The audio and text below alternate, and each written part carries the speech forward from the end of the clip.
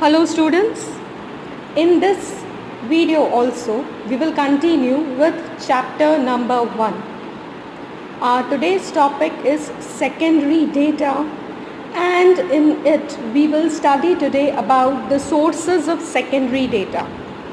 Basically there are two main sources of secondary data. The first is published and the second one is unpublished data.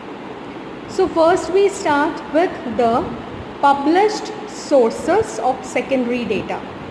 The very first source in it is related to government publications. There are many central and state government organizations which collect statistical data and publish it in the interest of the public. For example, Central Statistical Organization, that is CSO, National Sample Survey Organization, that is NSSO, etc. From the published data of such government bodies, we can get the information about the wholesale price index numbers, import-export, etc. The next is semi-government publications. Semi-government organizations such as Life Insurance Corporation of India, State Electricity Boards, etc. regularly publish various types of important data. Now the third is related to international publications. The name itself says that over here we will be dealing with the international organizations. International organizations like United Nations organizations, yes, in short it is known as UNO, we all know. The second one is International Monetary Fund, that is IMF, etc. publish their important data. The next is reports of research organizations. The name itself says that over here the organizations which do research activities also publish their data.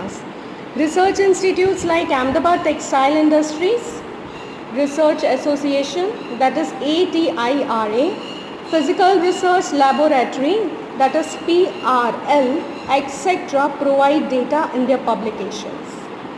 The next is local self-government institutions and autonomous educational institutions. Autonomous educational institutions means having the freedom to govern itself. Independent or self-ruling.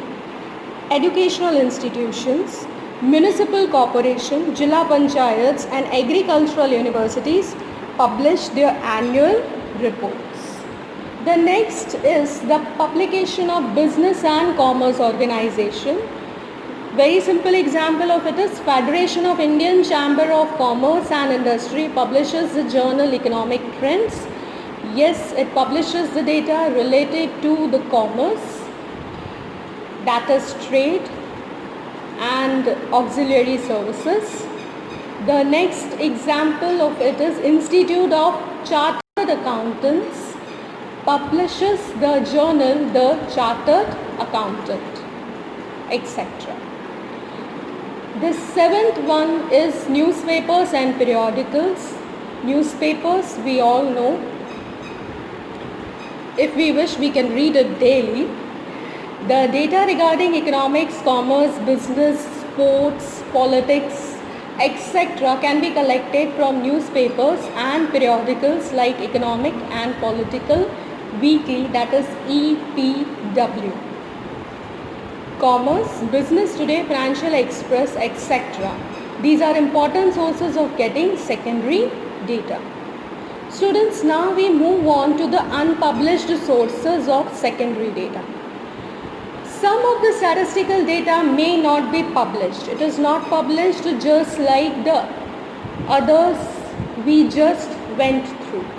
Sometimes the data may be drawn on the request from the unpublished internal records of private and public organizations which are prepared for their reference. Yes, if I want to get such data, I need to request the public and private organizations from wherever I want the data.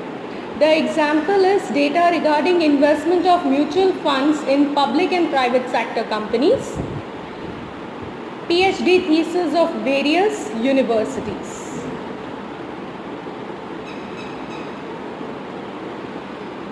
Next, we move on to the precautions while using secondary data. It means what things we are supposed to keep in mind while using this secondary data. A careful scrutiny, that is inspection, must be done before using secondary data. The reason is that such data may be erroneous. It means there may be any mistake of inadequate sample size. It means small sample size than what I require, or may not be suitable with the purpose of inquiry. It may not relate with the purpose of my inquiry. So such data won't be of any work to me. So following precautions should be taken. The very first one is, before using the secondary data, it should be verified as to who has collected the data. Whether the data has been collected by private organizations or government organizations. Because private organizations' data are less reliable as they collect the data according to their own prejudices, according to their own biases. The second one deals with the purpose of collecting the data. The purpose of collecting the data should be relevant with my purpose.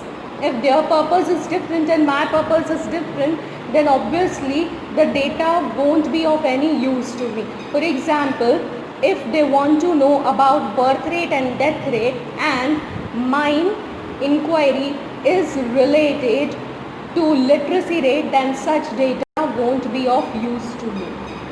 The next is, the data collected must not be too old. It should be related to current time period. If it is too old, then obviously it won't be of any use. Same example I'll take.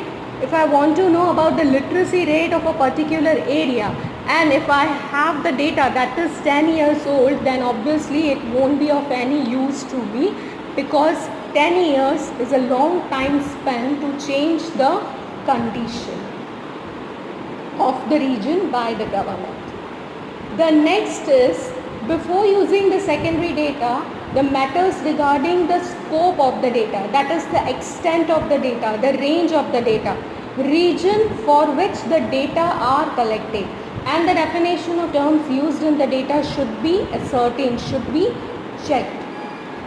Region over here means, suppose I want the data of X region and the secondary source is having the data of Y region, then again it won't be of any use to me. The fifth precaution says that estimates should be avoided, because estimates given in the data may be wrongly calculated. The next and last deals with the method of collection of data.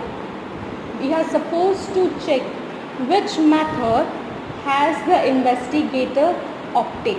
Now we all know about all the different methods, its advantages and limitations.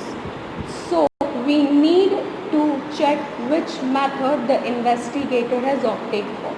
To get the benefits of secondary data, it should be used with the above precautions. Yes, we are supposed to take care, we are supposed to check, then only we are supposed to use the secondary data.